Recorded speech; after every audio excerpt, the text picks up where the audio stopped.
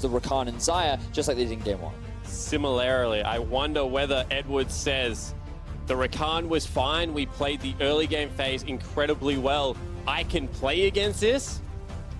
Or whether it just becomes a ban, as we've seen so much through the play-in of this tournament. It is so hard to ensure that you play each stage of the game correctly against Rakan, and if you make one mistake, it just flips on its head. Well, so far no Kaiser, at least, as Flash Wolves do ban it and Anivia for their first two, where we've got Skarner, Morgana, and Camille as the next ban. Interesting. So remember in game 1, Gambit put a lot of priority onto banning away the junglers. We see the Skarner ban come out again, but this time Sejuani has been left up and available for Mujin.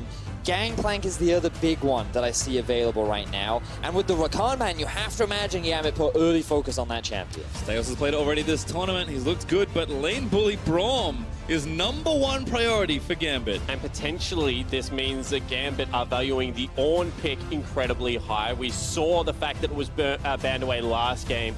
Both of these teams do like to have some form of solid engage coming out. I think it's more than fair to say. And with the Braum Ornn combo, not really all that many counters to it. The other big thing here is that something we said at the beginning of the cast was Flash Wolves love Ezreal Braum. And it was Flash Wolves that banned the Ezreal in game 1, and it's something that Gambit have played a lot themselves. So they're more than happy to pick that one up, is what I imagine. And I wouldn't be surprised to see them actually forego the Gangplank and instead get themselves an early jungler, maybe even the Kha'Zix or the Nocturne themselves as an answer. Have a chance to pick it, of course, with Trundle and Varus actually being the picks. Diamond counterpicks Graves, as Ezreal does go over to Lodic. And this is a pick we saw yesterday played to huge success from Yijin. Obviously, there was another attempted counter pick of the Trundle demonstrated yesterday in the Kindred. I certainly wasn't as much of a fan as that as what the Graves was able to do.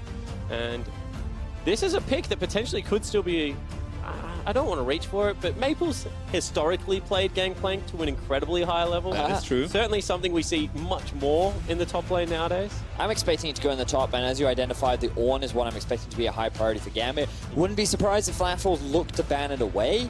I don't think they'd be that worried about banning something like a Maokai away.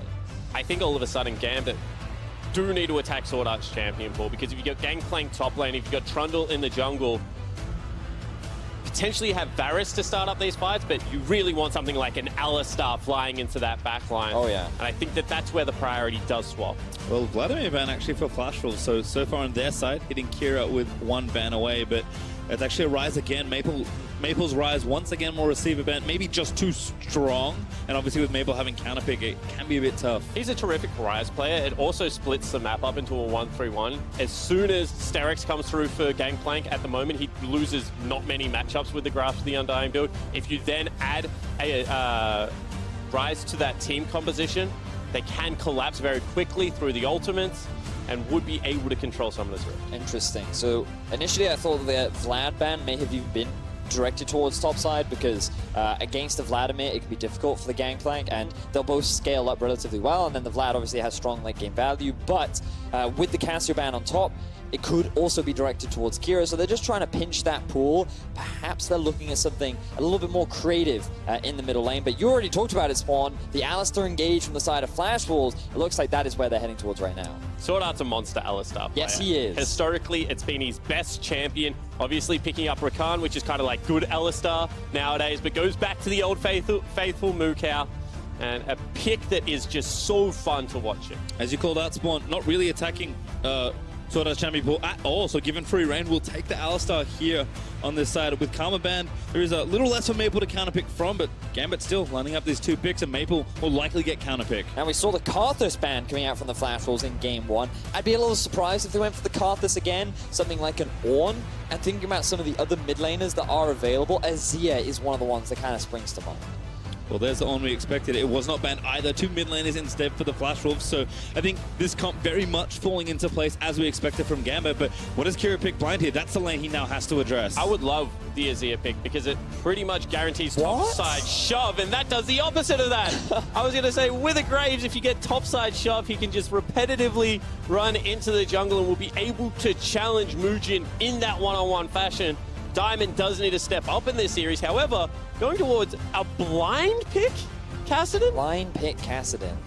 That is fascinating. Now, okay, question. Do you put the Gangplank mid and then you put a Swain top into that the would be Ornn? juicy. Because Gangplank has typically been known to be a really good pick into the Kassadin as well.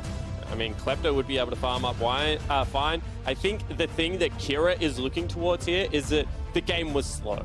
And they have so much scaling on their side. Varus becomes a turret. Gangplank is going to, you know, just become this time bomb. You got Alistar farms so well, scales so well into the latter stage of the game. If you get Kassadin and you just sit in a lane and the laning phase goes for another 17 minutes, he gets the 3 items. He is in the exact same territory.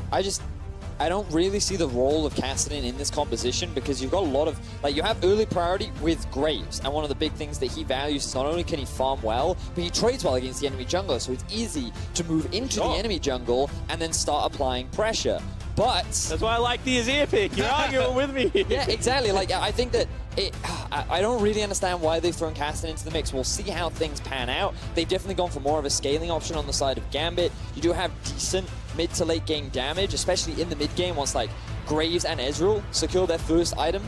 So we'll see how things work out for Gambit, but that mid lane is definitely going to be a point to attack for the side of Flash Wars. For Kira, the easy answer is comfort, right? He's shown a lot of different champions this tournament. He's shown a lot of different proficiency. I think at this point he's like, I think we can play this well. He identifies something he can see. I agree there are some inherent problems with the way this draft works out. But if he wins with it, it will somewhat all be forgiven. For so sure. we'll see what Gambit have in store for the second game. Victor certainly gets to write history. In saying that, I am going to be incredibly interested to see how Kira allows himself to be pushed in. Yeah. Because that is the, style that Kassadin has always played towards. You know, gracefully get pushed in, farm up to the level 9 mark, and then begin to be able to start clearing out those waves. If he falls down, Maple will be able to roam all over the map. And Swain, whilst hasn't seen all that much success at MSI so far, certainly has continued to see a lot of play. Certainly a strong one as the teams fan out across Summoner's Rift. Again, we asked for a bit more proactivity from these junglers, and they'll switch roles in some ways here. Diamond on the more aggressive jungler this time versus Mudryn's Trundle as Edward's lining something up. I like this from Eddie. So many times, Klepto top laners will get greedy for a cheeky run up and just queue someone, hope they get the red pot level 1.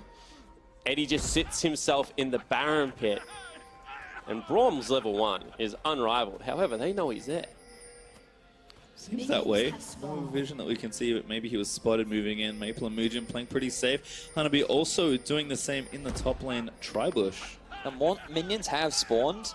Edward is guaranteed to be late, which implies to me that they're looking for a 3-man invade onto this red buff, but a ward goes down, Flash Walls are prepared for any potential early shenanigans. And look, Braum is actually coming up from behind, so there's Flash Walls believe that there's only 2 people coming up, and surprise, it's actually 3. The next level late invade here, perhaps as Mujin waiting. Diamond, I think, is just trying to soak them out. Yep, Staos puts the ward down and finds him. Edward's still unseen, I believe. Now they're going to collapse. Sword Art coming up, though. It's 3v3. Edward, though, maybe has to dip away. They will have to move off the red buff and Sword Art. Maybe thinks about pulling the trigger. Guardian procs. They're pulling the buff around. Kira, level 1, is also roaming up. As Gambit, again, just trying to force Flash Wolves out of this jungle. Flash Wolves have abandoned. I think this is the correct play. They've already spent so much time here. Mujin's going to be completely fine just taking a blue buff. And they do get a big experience lead on Hanabi in the top lane. Curious start, certainly, but Diamond Procs will get the red buff in the end. Looks like he's going over to the Raptors. Actually, only 1 creep died in that time? That can't be right. Apparently so. Edward gets some love from Maple as he moves into the mid lane. I think also split XP with his mid laner. Oh, Edward. Maple's currently 2. Edward now going to face check. Sword Art has read the next level of the play. Maple coming up. He's got the ear. Great pulver. The Flash is going to pull him back in. And First Blood goes beautifully over to the mid laner. And Flash Walls punish the return of Edward. He caused them a lot of early game problems, and now he pays back with 400 gold. That's just such a smart play from Sword Art. Knowing exactly how he wants to walk down. He's been out of the laning phase for so long. This also increases the pressure on Lodic down in that bottom lane because he has to back away knowing there's 2 members of the Flash Wolves behind him. But also I would argue that when you've seen Graves take your top side of the jungle and then you have an idea that he's probably just clearing through top side, you would imagine that Mujin would look to try and steal away the red buff. You would imagine that the expectation is he's going to try and trade half of the map. And the fact that Edward decided to be a little greedy with his pathing, I think you're right. Sorta in a good position to punish that kind of selfish pathway towards the bot lane.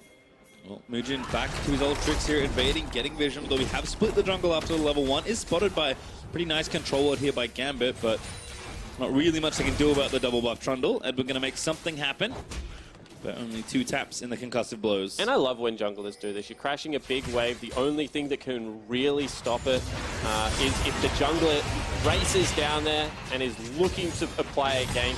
Mujin just in terrific position, you know, would press the attack this stage of the game. If he does get face checked by someone like the Graves, would win the 1v1.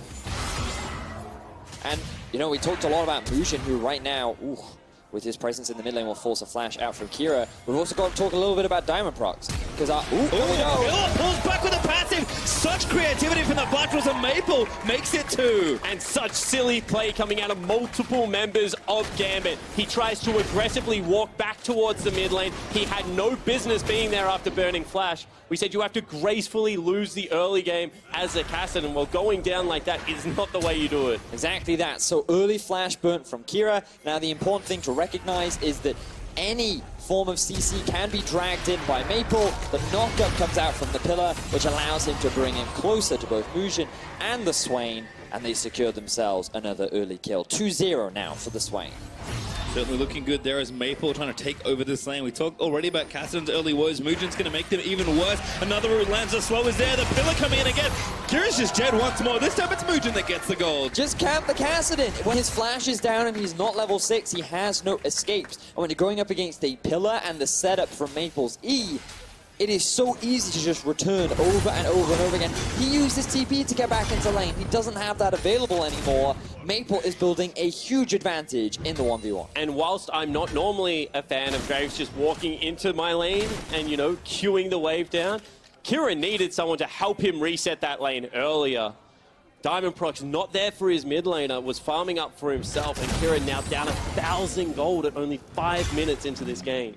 And kind of inheriting the Castle Maple synergy of old Mujin, a very young player, but certainly someone that's been making his impact known, pairing up with Maple to just try and destroy this Kassadin. So I was curious what build Kira was going to go towards, as Diamond might actually be caught out here a little bit. Let's have his flash, gets out from under the root, pillar pull back in. It's just gross as Maple gonna keep making it happen. Diamond maybe force a flash in. Mujin with a slow is gonna force it.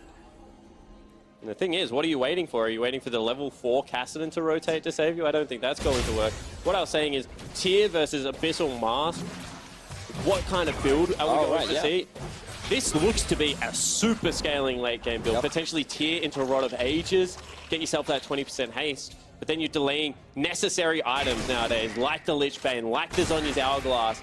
You're going to have to eventually have a Void Staff in there as well. Kira really putting himself behind the clock with this build, it feels. I wonder if he goes to the full scaling build and then gets a Catalyst on top of the tier as well, and then you also have the potential double tier coming out from Lodic. Then you go for like the full late game of when, oh, well, we need 3 items, maybe 4, before we can really fight. And for Flash Wars, they have a comp that kind of has strengths at every point in the game. You have a good mid game with like the Gangplank and the Varus. You have decent early game with the Trundle damage along with the Varus once he hits the Rage Blade. And then Swain, well, he's just a late game menace with the amount of teamfight damage he can throw out. You also just have a lot more inherent power in your kit, you know, through the additional CC that Maple's going to be able to rip back on. Yep. All the free stats, you know, he gets, and it's just one of those times where if you're not able to punish an early game of a Gangplank, if you're not able to punish an early game of a Varus, at 1.5, 2 items, these carries become online and they do not fall off. Well, Maple is still bullying Kira here, but it is a good time to check on kind of where everything else is at. We know Maple and Mujin have gotten work done there in the mid lane, but everything else is just A-okay. Yes, there are some CS leads here for Gambit in their other lanes, but that kind of doesn't matter right now. It's going to have to be a lot more than that to make anything else happen, as Diamond is threatening down towards the bot side right now. Going to go over a control ward pretty soon, though. The arch nemesis of Graves. You'd rather hit a champion 4 times because you might do all their health. Control ward's going to be there. This is... Once again, the Flachel's cheating down and protecting their bottom lane. I wanted to mention the fact that Mujin has once again gone towards the Tiamat. This is something that we see heavily in the LPL region. especially going up against a Graves where he's going to farm and try and outpace you. I feel like Tiamat is certainly the smarter item to go for here. I think it gives you a lot more wave clear in terms of early trading. Having that extra bit of AD is always valuable, but your focus is on just getting through your camps as quickly as possible because the single target damage that the Trundle had, unfortunately, does not allow you to keep up with the Graves. But to be fair, he's not that far behind. He's still keeping up in levels thanks to the huge impact that he's had in the middle lane. And now Flash Wolves are sitting on a pretty healthy gold lead. And for Diamond, we haven't really seen much from him. And one of the big things we wanted to see was a shift from his game 1 to game 2, where you can have a little bit more of an impact. And so far on the Graves, he hasn't really been able to do that. And we're seeing again a jungle get given second blue buff. Muujin just walks into his own blue, says, hey, do you want this one? No, it's on me. Okay.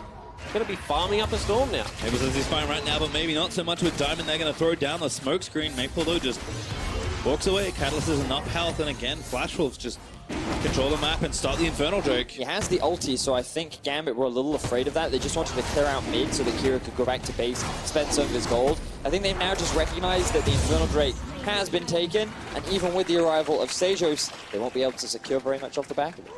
30 seconds too late there. Could have potentially been a team fight because no TP available for Hanabi. Only the ultimate would have been dropped, and the Ornn ulti at this stage of the game is just so much more impactful. However, Fire Drake picked up, and this is a 1,600 gold lead. Diamond's had, once again, next to no impact apart from farming. This game looks like it's going long, but it looks like the Flash Wolves are the ones eking out advantages. And for Diamond, like, it was fascinating because coming into MSI, expectations were that Diamond would actually be that kind of low-impact jungler. He didn't really gank a lot during the regular season. He didn't really have, he didn't play towards his lanes very much, but in play-ins, that kind of completely shifted. Look, you can see his team jungle proximity was pretty good. Overall, his early action and early kills were extremely high, and he was involved with a lot of the early playmaking that Gambit found themselves in. But coming into this series, sure, you could argue on the Trundle, against the Kha'Zix, you don't really have that much early gank pressure. And the same on the Graves, like, you don't have a huge amount of ability to gank, but we're not really seeing him show up anywhere. He's not hanging around his team at all. We're not seeing many counter ganks. He's just arriving a little too late, where Flash Wolves have already done the damage. And we're not seeing comps built around him like we were in that play-in stage of this tournament. You know, the craftiness has seemed to, you know, fizzle a little bit out from Gambit. And that was my main criticism, is do you have 8 of these compositions? Because if you don't, you're in some trouble. Another fight breaking out, though. Diamond found Muujin. Here's the Ornn ult. Muujin gonna have to find a flash angle. Does do so into the Krug pit. Isn't it just a fun ultimate to watch, the Ornn ult? He's not anywhere. He's not even on my screen. Oh my god, he's slowed me. He's gonna knock me up. He's diving my gangplank somehow. Early game Ornn has a lot of damage, and he's just going to continue to breathe on you. And now Muujin with no flash. He does have the ulti, so that diving power a little weaker. Well, they're going to try something here, I think, but Battle Cattle's already here with the Mobies. Now the tables have turned. Diamond procs. He knows too late that Muujin is just going to pick him up. The chaining of CC was actually super impressive there. Headbutts him into the wall, pillar comes out, Polv. Diamond thought that with ulti, with flash, he'd be able to get out of there, but that was not the case. I mean, what impressed me is the fact that Sword Art just seems to constantly have an impact in every game that he's in. This guy roaming all the way from base towards the top side of the map, using the early Moby boost to try and shut down any kind of early playmaking that Diamond is trying to make, enables Flash Wolves to get their 4th kill of the game and extend another early game gold lead. Well, you can see, again, we talk about Diamond struggles, but credit to the strength of his opponent, as again, Muujin is trying to make things hard. Edward now going to have to flash the route out from Maple. The Vision of Vampire, though, is going to grab the soul. He puts up the Unbreakable Sword Art here again, trying to find the pole, but can't quite connect it after the headbutt. Yeah, good guy, Loda. Gives his support a way out of that. You can just see that Flash Wolves every single time are looking to punish any form of aggression. And this is really a change in meta that I didn't expect to see. Early rush towards the top side of the map. I mean, the thing about Gangplank is, so when Stopwatch came about, one of the reasons why Gangplank was so strong was you couldn't dive him anymore. Yeah, it meant that he could get the Kleptomancy meant that he could get Trinity Force really early, and it was really difficult to dive him.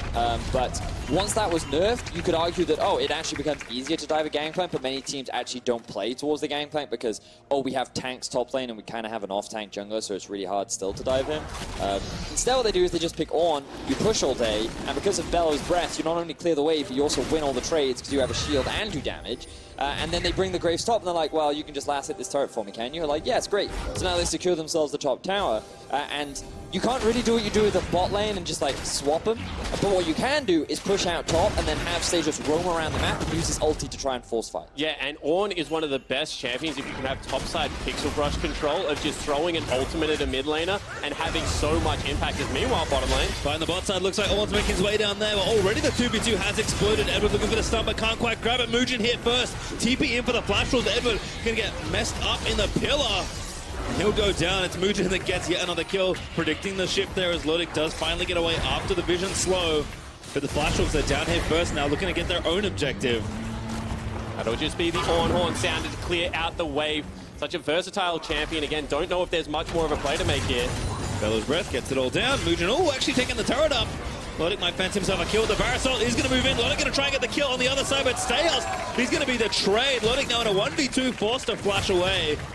You can see the Mad Cow just sprinting down towards the bottom lane as well. Lodic wanted absolutely nothing to do with that. They do get their first kill of the game, but right now, Gambit are just going strangely aggressive. Yeah, it feels like that they're just trying to force plays when they don't have the vision to properly do it, and flat rolls are punishing them. Fortunately for Gambit, Diamond had just taken the Rift out and they were able to trade it to mid. Stasios doing his best to mitigate the pressure down in bot, enabling them to finally get their first kill on the board, but it is Flash Walls that are reading the map better and are shutting Gambit down in this early game. You can see that I thought the play was just going to be to clear the wave because of exactly what you were talking about. Multiple members had to head back mid, but they continue to go for the play, and because they had held ultimate, it's not a very tanky stay-on. He does break down the pillar with his head, but that's just a one-for-one trade. Sure, the shutdown is actually quite nice.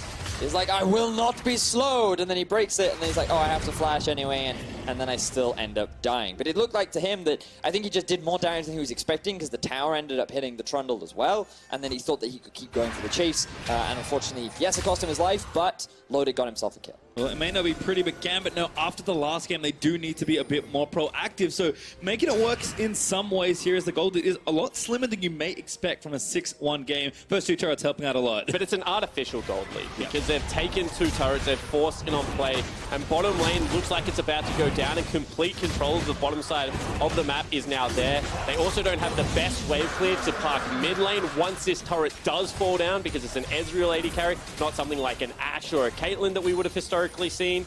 And I mean, Kira's not going to be able to sit there and clear it out. I'm also looking at these builds because we talked a lot about what direction Kira and Lodic will take. Right now, we've seen the Iceborne Gauntlet, as well as a bit of a trade in the middle lane. Abyssal Mask on the way, I believe. But we also see the Mana Mune completed, along with, yes, the Abyssal Mask. So definitely a lot of scaling on the side of Gambit, and it'll really take them a while before they feel confident enough to try and look for fights. And Kira's just got a bit of everything. I mean, we say he's got an Abyssal Mask, but he's got the makings of that. He's got the makings of the Seraphs. He's just kind of gone back and just picked up whatever he could afford. Thrift shot Kira enters Summoner's Rift. That should explain the situation that he's kind of found himself in here. Again, Flash Wolves, full control on this bot side. They did get a Cloud Drake a minute or so ago. They're continuing to snowball that. They'll bust open that artificial lead and retake that solid gold lead for themselves as they take bot outer. And this has to become a concern as the series progresses because you've given over every dragon. Your bottom lane has been broken 2 games in a row. There's really nothing you've been able to generate on this side of the map. Edward goes for a calculated face check. So you have to think, is this working out, or is there a way we can generate some form of advantage down here? Fight breaking out somewhat. Diamond on the flank. Maple going to pull Edward in. Kira walks in.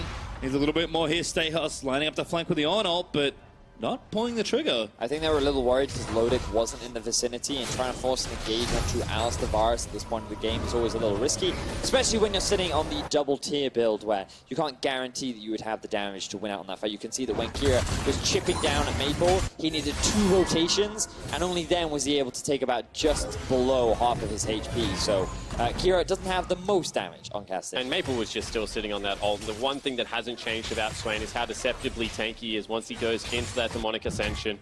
Still has himself a stopwatch. There was really no way they were blowing him up before that happened. Yep. And I think that Gambit have now realized that they need to approach this game carefully. They should ultimately win out the 1-3-1 because no one really goes with Kassadin in the late game in that regard. So just slow the tempo of the game down and ensure that you're setting up the map. Well, it could be tough again. Flash Wolves have just shown such good control. With another Inferno on the way in a number of minutes, Flash Wolves will continue to play this very calculated style that maybe didn't expect, given how aggressive they had been regionally.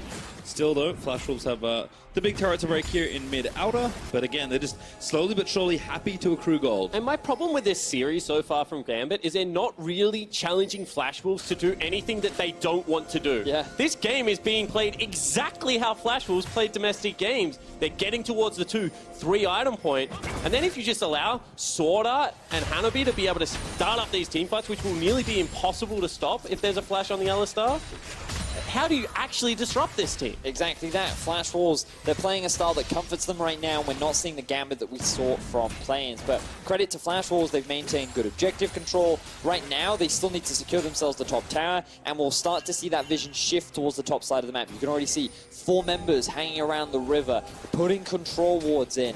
And once they get this tower, they can start to extend the already fairly substantial goal lead. They have 19 minutes in. Hanabi getting the plan going in bot side as well, so it looks like 3 towers potentially on the way. Betty gonna stay for a little while longer, but Logic hits him with a Q. So they're gonna block the rest of them. Edward has the ult, but does not let it rip. All right, Logic actually starting to do some damage with that transform. Mugen did the right thing. He was shadowing his Joy lane in the long lane. Shout out to Raz. I know he's a big fan when Jungle does that, but even he was like, guys, just go back shop. That's not worth the fight. And we've seen this a couple of times, and I want to get your thoughts on it, Betty, because generally when we saw Varus picked up, his second item was not Infinity Edge. Yes. This is another Varus that has picked up a BF sword second. Historically, we've seen either Hurricane, I know you're a fan of, and I like Rapid Fire Cannon. I can't think of a reason for it. You know, funnily enough, when we were playing with Deficio the other day, he also went for the Infinity Edge second. And it's one of those things where I think that if you can get that base AD, it automatically enhances the value of the Rage Blade, because after the changes, it now scales better once you get those flat values. And I think that by just securing the BF sword and then going into your Zeal item, it just gives you a slightly stronger mid-game spike. And not only that, he stopped at just the BF. So now he's going to go towards a Kershaw start, potentially pick up that attack speed item. Exactly. So getting the best of the both worlds and just smoothing out some of the curves. Kira, that's a headbutt in a wall. It's not very graceful. We'll forget about that one.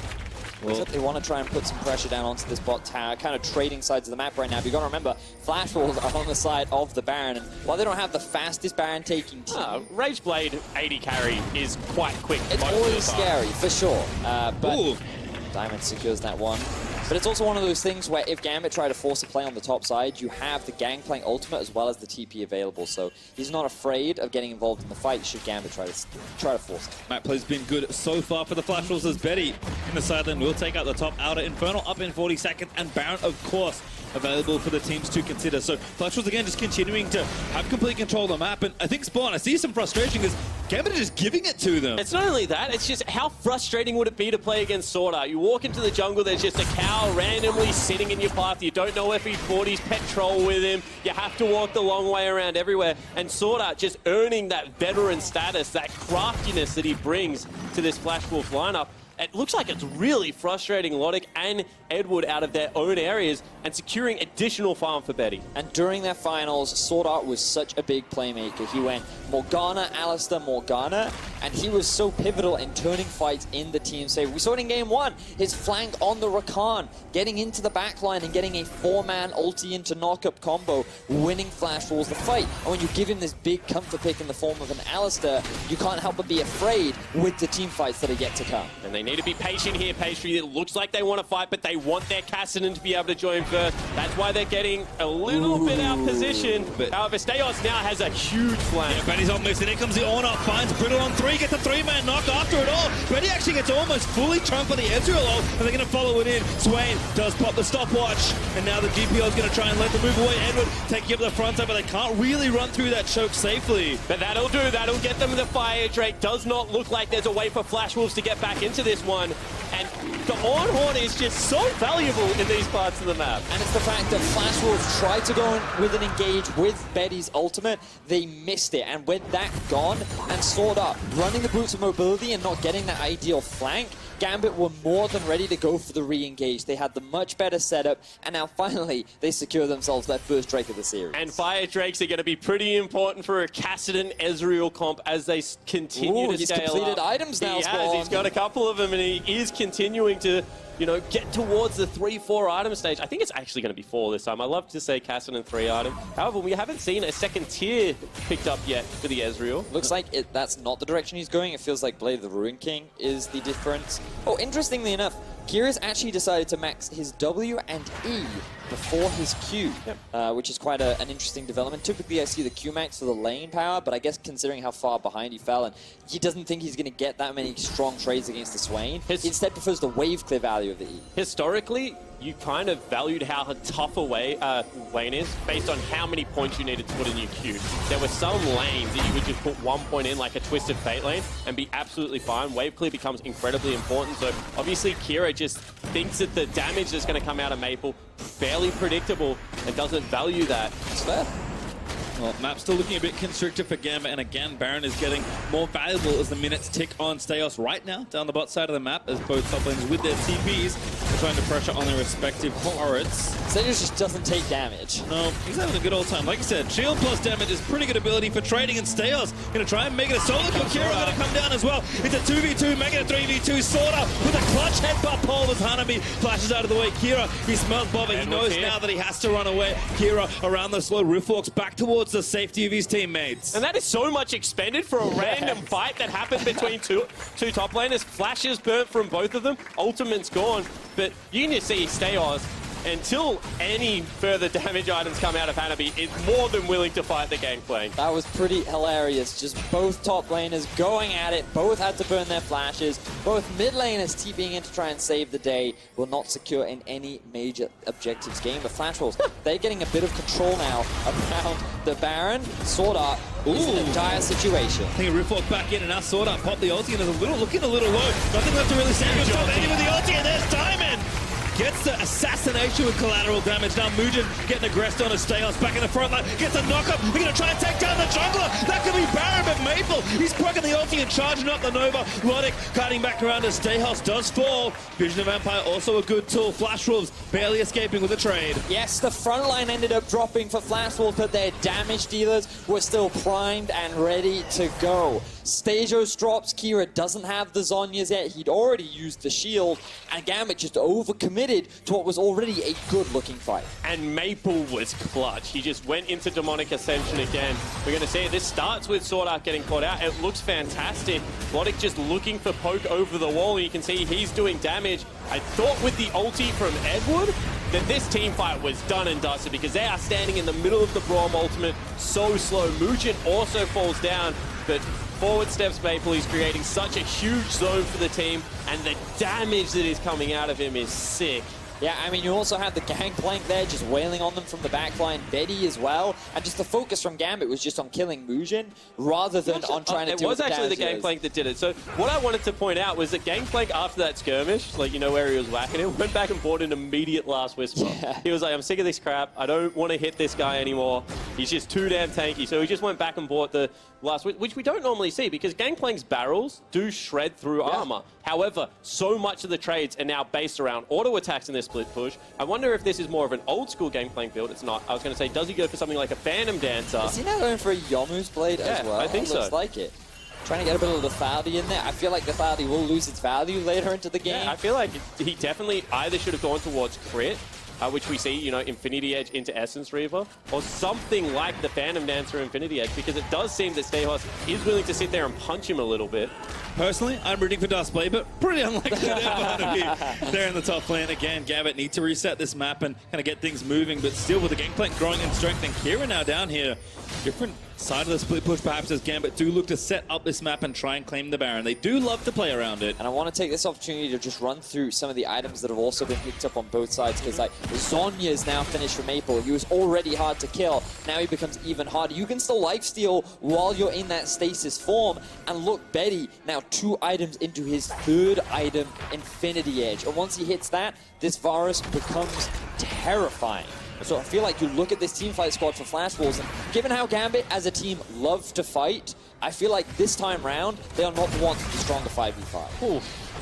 Edward just gets a shield up in time, but he's in trouble. There's just so much CC. He's dead already before he can hit the ground. A knock-up is going to find two after the Orno, but Sword Art just walks away. Yeah, Logic is doing a fair amount of damage, but his front line is continually falling down. Kira going back in again. He's trying to charge up the Riftwalk stacks. They've got Maple's ulti. Now they can maybe kite it out and try and find another kill after it wears off. I feel like Kira's really struggling to have an impact in these fights. Good knockup from Sejo. Actually finds the 80 carry. Betty low. Now they're going to go with it. Maple. Burns on his Sword Art taking it up, but Kira already dead. There's just too much. And Flatwolves too far ahead. We're going to score it a triple. Looking now for the Quadra's Diamond. Could be the next one to go. A flash Q there from Maple. The ace is completed by Hanabi. Betty aggressively flashing forward over the wall, just looking for kills, and Flashwolves clean house on the back end of their two carries. 2-0-6, 4-0 and 5, having huge games. 4-0. 4 right now are dead for Gambit, and the Baron is in the eyes of the Flash Wolves. A convincing team fight that's going to solidify a very strong lead in this game. And this is a guy that we wanted to track. We said, is Betty going to be the liability that he has been in previous events? Is he going to be able to rise to the occasion?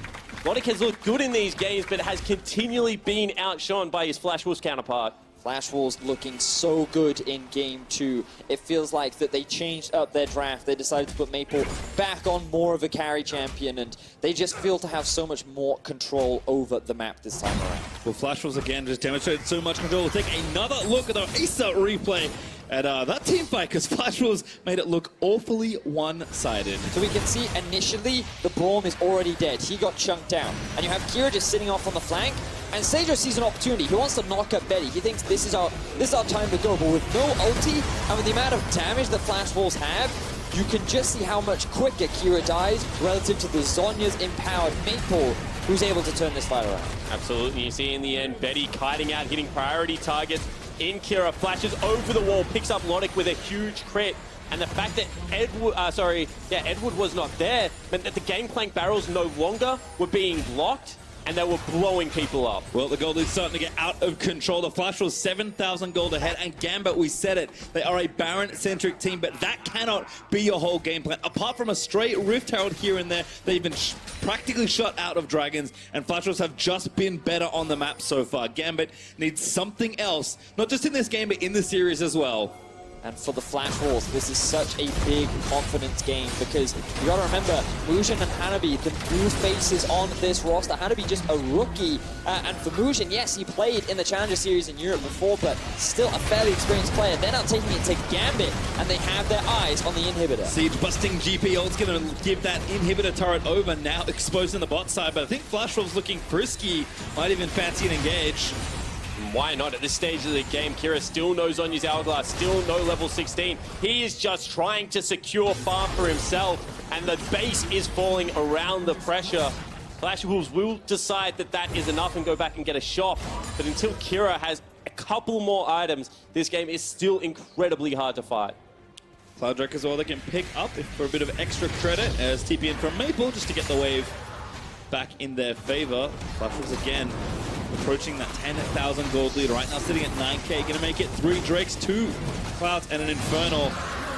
And the snowball just keeps rolling here, Spawn. And I just feel like they're so at home. This is the style of League of Legends we've seen Flash Wolves play.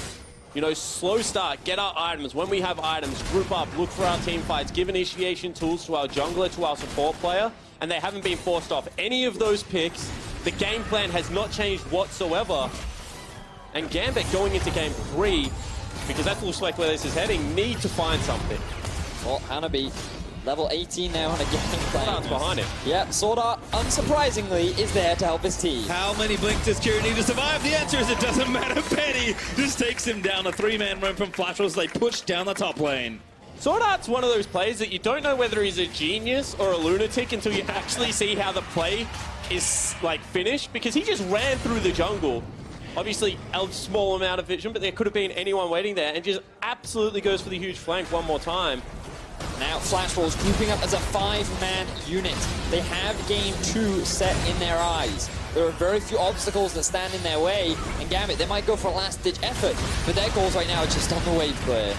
All over, but for the crying, I think at this point, the Flash will build another insurmountable lead. And we're going to try and play it back, but Stayos gets melted. Mugen able to claim credit for the kill. Had to be tanking up the tower for a little while longer. They're trying to get through the backdoor armor. They will take it down. They'll expose yet another inhib. And Gambit now playing 4v5 defense. Flash Wolves with such a great dive, but now the TP flank. Here's the play they need. They know they need to make Kira the only level 15 and try and make something happen. He wants Mabel, but he can't grab it. Gets destroyed by Hanabi.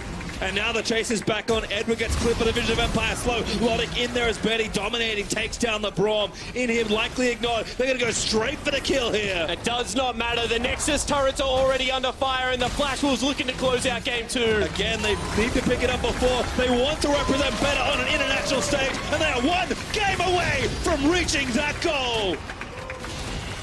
After they dive, the odd Nexus bound also. Flash Wolves with a clean, calculated game. We saw so much roaming from Sword Art. We saw Betty playing phenomenally in team fights. We saw the early camping of the middle lane. You know, coming into this series, there were two big things that we knew about the Flash Wolves. Number one, jungler likes to hang around with his mid laner. Yep. And number two, this bot lane likes to be aggressive and they like to make plays. And Gambit have given them all of those options twice now. And so far, it's been working for the Flash Wolves. And the big thing for me was we thought that the responses out of Gambit would be there. Diamond, once again, looked to be in form coming into the playing stage.